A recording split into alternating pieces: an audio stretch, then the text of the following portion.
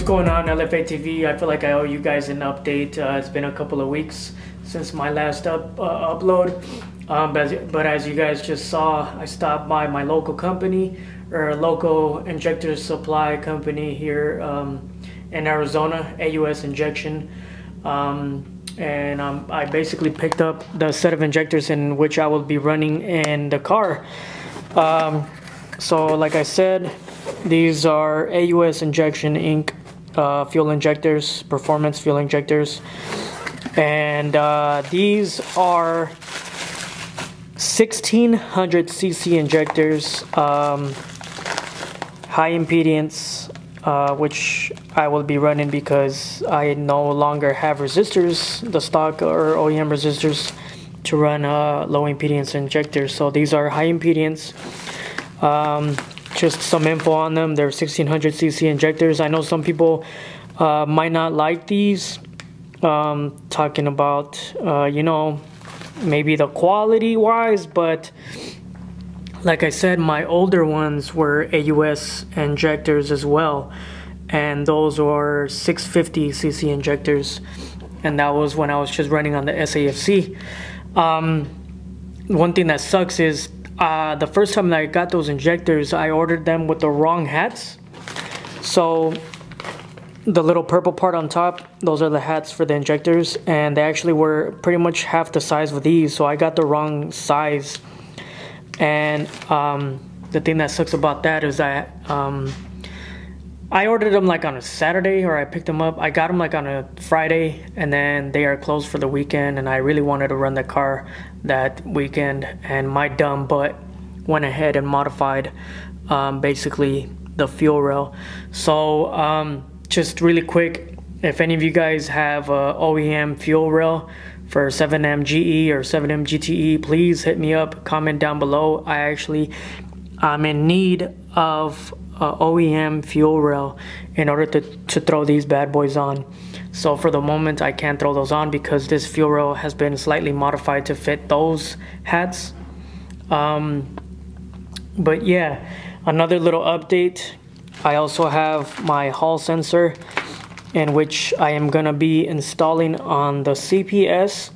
And basically all I'm gonna do right now is pretty much gut the CPS, take all this old sensors out, and remove that, and install the Hall sensor right here. That's where it's gonna go.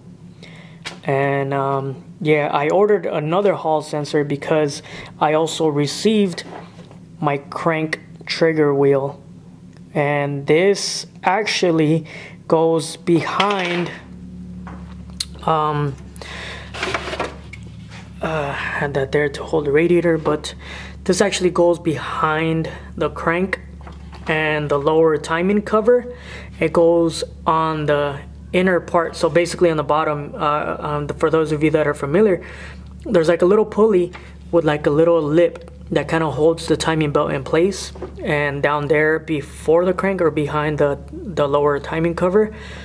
And what this crank wheel does is basically replaces that guide that basically holds the timing cover in place.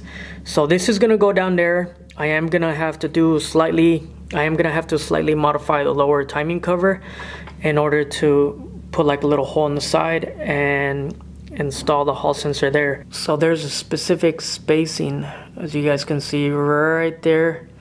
It doesn't touch, but it gets so close that you know, that's actually when the signal makes it out to the ECU. So there's a bit more specific information about this.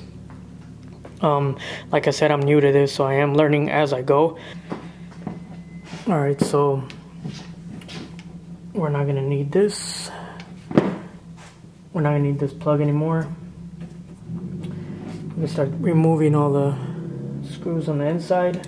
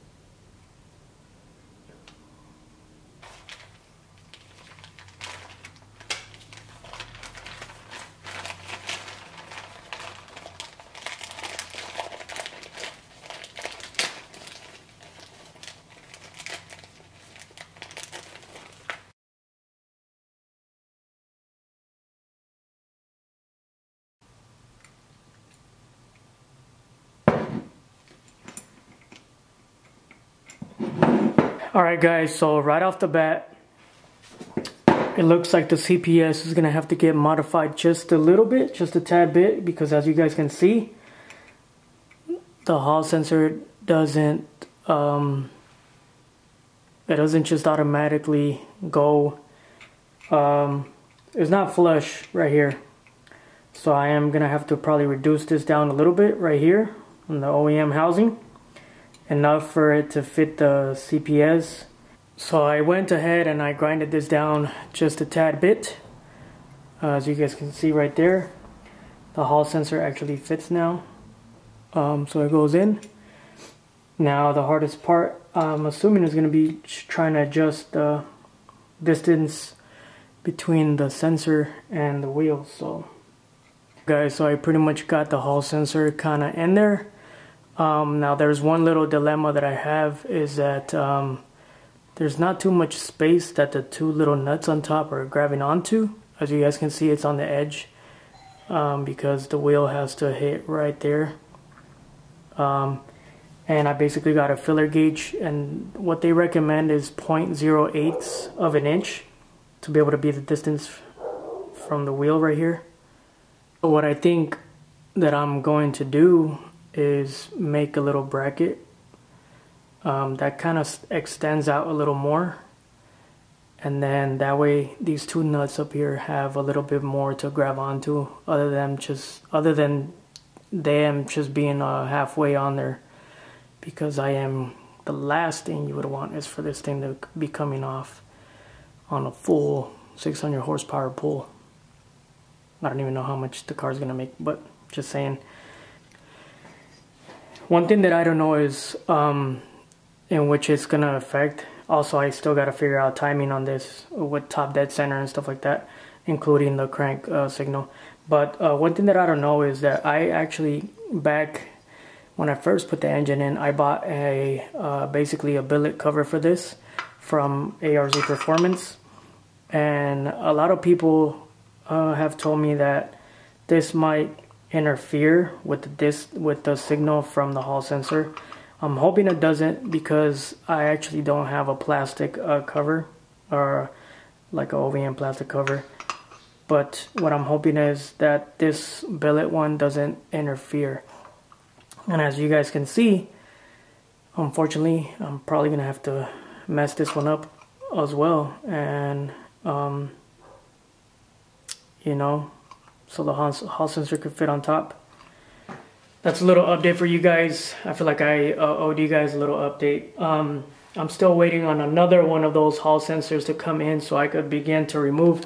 The problem is that I already have my timing belt on and whatnot, so I am gonna have to remove this stuff again, unfortunately, and remove the bottom crank pulley and the front lower timing cover in order to install the crank trigger wheel. If you guys are wondering what Hall sensors I used, part number is CH398-ND, and you can find these at digikey.com, or you could just type in Google and just type in that part number, CH398-ND, and there should be a couple of websites that pop up in which you could order these Hall sensors from. But that's where I'm at right now, guys. Yeah, and if any of you guys have a OEM fuel rail that you guys are willing to parts away with, please let me know. I need a fuel rail. I will be looking at my local junkyards. I highly doubt that there's a Supra or 7M there, but I will be looking. That way I could slap on my bad boys. And I am also waiting on my 90mm throttle body, so I could just slap that on there too. And yeah, as far as that goes, I gotta start figuring out my fuel lines and E85 fuel filter. But yeah, other than that, that's a quick little update for you guys. If you guys have any questions, or if you guys have any feedback, or if you guys are wanting to help out on suggestions, please always comment down below. Hit me up on my Instagram. It's LFATV. or comment down below. Any suggestions, comments, I always appreciate the help. You guys know who you are for always giving me feedback, and I'm actually learning a lot from you guys as well. So that's pretty much it. On to the next video, guys. Peace out.